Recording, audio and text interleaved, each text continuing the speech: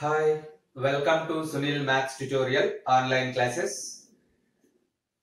CSIR Net Mathematics, Real Analysis, Improper Integrals, class number 10. Let us discuss about the convergence of some important integrals. Integral 0 to infinity x tan inverse x 1 plus x power 4 whole power 1 by 3 dx. Second one, integral 0 to infinity sin square x by x square dx. Third one, integral e to infinity dx by x into log x power 3 by 2. Fourth one, integral e to infinity dx by x into log x whole power n plus 1. All four problems are important for our examination.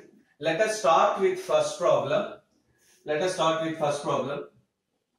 Take I1 is equals to integral 0 to infinity x into tan inverse x divided by 1 plus x power 4 whole power 1 by 3 dx. Because the lower limit of the integration is 0, so it is not valid. To check the convergence at infinity, so divide these limits like this. Integral 0 to a x into tan inverse x by 1 plus x power 4 whole power 1 by 3 dx plus integral a to infinity x into tan inverse x by 1 plus x power 4 whole power 1 by 3 dx. To observe that we split the given integral into two integrals. This is where a is greater than 0, where clearly that a is greater than 0. For our convenience, you can take that a is equals to 1, then the problem becomes very easy. If you take a is equals to 1, then it is very easy to solve. So take a is equals to 1. Now you observe that in the RHS, we have two integrals. The first integral 0 to 1 x into tan inverse x divided by 1 plus x power 4 whole power 1 by 3 into dx is a proper integral. We know that every proper integral is convergent. Therefore, it is convergent. The proper integral is convergent. Yes, the first integral is proper integral, so it is convergent. If the second integral is also convergent, then we say that given integral is convergent. Let us check the integral 1 to infinity x tan inverse x by 1 plus x power 4 whole power 1 by 3 dx is convergent or divergent. So, to check the second integral is convergent or divergent, take f of x is equals to x into tan inverse x divided by 1 plus x power 4 whole power 1 by 3. By making x power 4 power 1 by 3 common, x into tan inverse x divided by x power 4 by 3 into 1 by x power 4 plus 1 whole power 1 by 3. You observe that x divided by x power 4 by 3. You get tan inverse x divided by x power 1 by 3 1 by x power 4 plus 1 power 1 by 3. This is f of x. Take g of x is equals to 1 by x power 1 by 3. Take g of x is equals to 1 by x power 1 by 3. Then integral 1 to infinity g of x dx is equals to integral 1 to infinity 1 by x power 1 by 3 dx. Let us compare this integral with integral 1 to infinity 1 by x power n dx, where n is equals to 1 by 3 less than 1. where x is equals to 1 by 3 less than 1. We know that there is a formula. In the previous class we learned that integral a to infinity 1 by x power n dx is convergent, implies and implied by n greater than 1. Integral a to infinity 1 by x power n dx is convergent, implies and implied by n greater than 1. But here n is equals to 1 by 3 less than 1. Therefore, integral 1 to infinity g of x dx is divergent. Let us find the limit comparison test to apply. Limit x tends to infinity, f of x divided by g of x is equals to. Limit x tends to infinity. What is f of x? Tan inverse x divided by x power 1 by 3 into 1 by x power 4 plus 1 whole power 1 by 3 into 1 by g of x. X power 1 by 3 by 1. Let us apply the limit. Simplify the term. You get which is equals to limit x tends to infinity. X power 1 by 3, x power 1 by 3 get cancelled. Tan inverse x divided by 1 by x power 4 plus 1 whole power 1 by 3, which is equals to tan inverse of infinity by 0 plus 1 whole power 1 by 3. We know that tan inverse of infinity is equals to pi by 2. We know that tan inverse of infinity is equals to pi by 2. Therefore, we prove that limit x tends to infinity, f of x divided by g of x is equals to pi by 2. A non-zero finite quantity. A non-zero finite quantity. A non-zero finite quantity. If this one is a non-zero finite quantity, then by limit comparison test. Or simply comparison test. Because the limit is non-zero finite quantity, integral a to infinity f of x dx, integral a to infinity g of x dx, both converge or diverge together. Both converge or diverge together. You observe that already we proved that integral 1 to infinity g of x dx is divergent.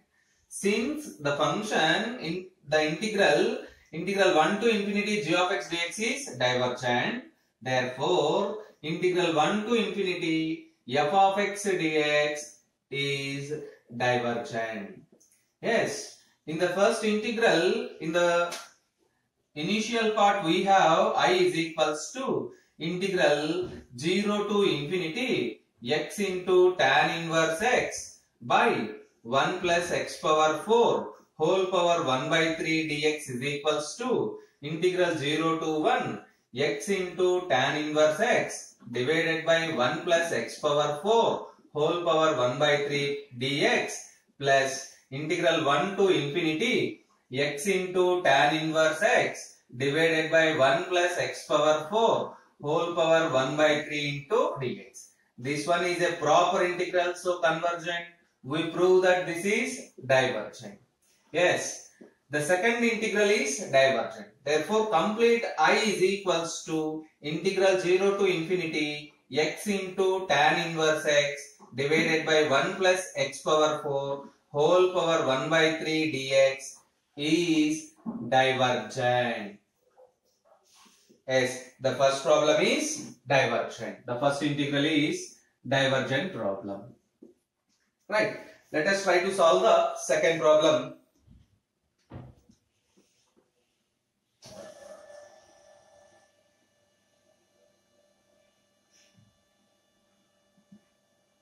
Problem number 2.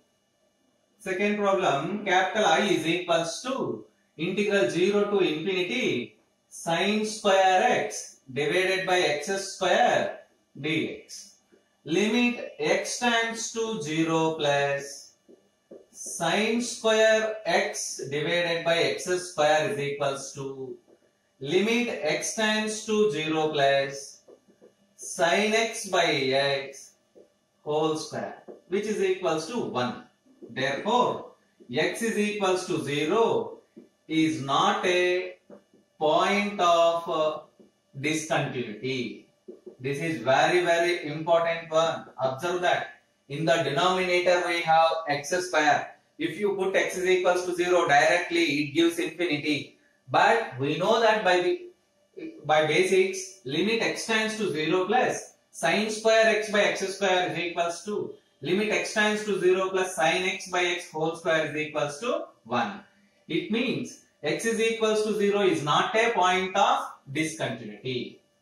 You can check the integral is convergent or divergent, very simple. So we know that there is a standard limit. We know that sin square x by x square is always less than or equals to 1 by x square, because sin square x is less than or equals to 1 for all x belongs to capital R. We know that sin square x is less than or equals to 1 for all x belongs to capital R. So sin square x by x square less than or equals to 1 by x square. Integral, before going to do this one, the integration starts with 0. You have to split the integral. Capital I is equals to integral 0 to infinity sin square x divided by x square dx is equals to integral 0 to 1 sin square x by x square dx plus integral 1 to infinity sin square x by x square dx. You observe that the first integral is a proper integral. This is a proper integral. We know that every proper integral is convergent. So this integral is convergent. You have to verify the second one. So that's why we know that sin square x by x square is always less than or equals to 1 by x square, because sin square x is always less than or equals to 1 for all x belongs to capital R. Now integral 1 to infinity 1 by x square dx is equals to integral 1 to infinity 1 by x power n dx. What is n here? N is equals to 2 greater than 1. Again by applying this test, integral a to infinity 1 by x power n dx. Integral a to infinity 1 by x power n dx is convergent. Implies and implied by n greater than 1. Here n is equals to 2 greater than 1. What it means? Integral 1 to infinity 1 by x square dx is convergent. You observe that sin square x by x square less than or equals to 1 by x square. Sin square x by x square less than or equals to 1 by x square. By comparison test, not limit comparison test, just by comparison test, implies as integral 1 to infinity sin square x divided by x square dx is also convergent. You observe that given integral can be written as sum of two integrals. First integral is a proper integral, so convergent. Second integral is also convergent by comparison test. So these two integrals are convergent. Then given integral capital I is also convergent. Therefore, problem number 2 is a convergent integral. Let us try to solve the problem number 3. Integral e to infinity dx by x into log x power 3 by 2.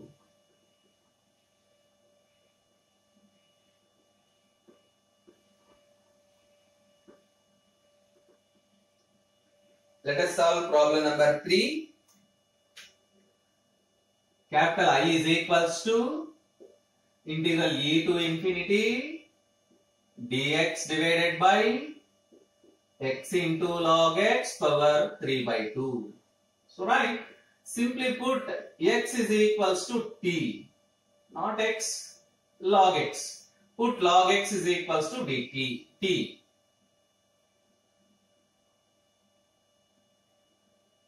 Put t is equals to log x. What is dt by dx? 1 by x.